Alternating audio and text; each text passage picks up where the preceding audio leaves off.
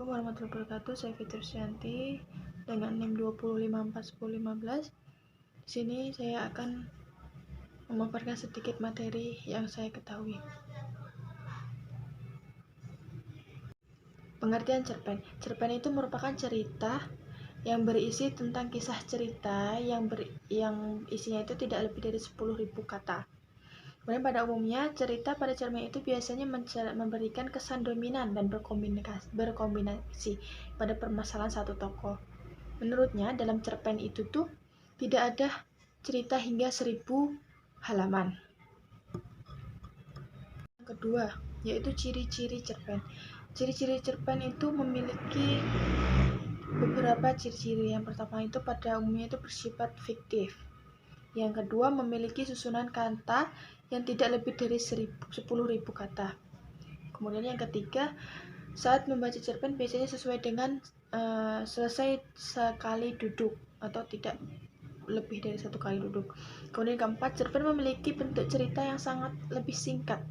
Yang keempat, cerpen hanya memiliki alur cerita yang tunggal atau jalan ceritanya saja.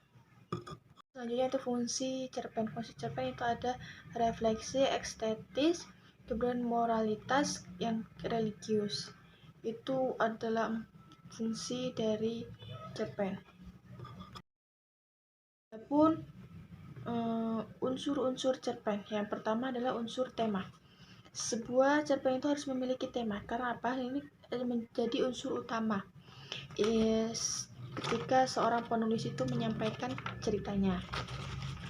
Kemudian plot merupakan urutan peristiwa dalam cerita secara cerita pada jalannya sebuah cerpen. Kemudian setting merupakan penjelasan mengenai latar tempat, watak, waktu, suasana dalam cerpen tersebut. Kemudian tokoh merupakan pemeran yang diceritakan dalam sebuah cerpen tersebut.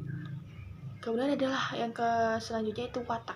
Watak itu merupakan gambaran dari pemain-pemain tersebut.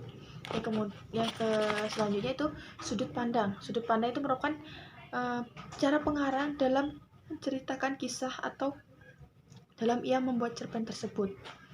Kemudian yang ketujuh yaitu amanat, merupakan pesan atau pelajaran yang dapat diambil seorang penulis ketika ia sudah membuat cerpen tersebut.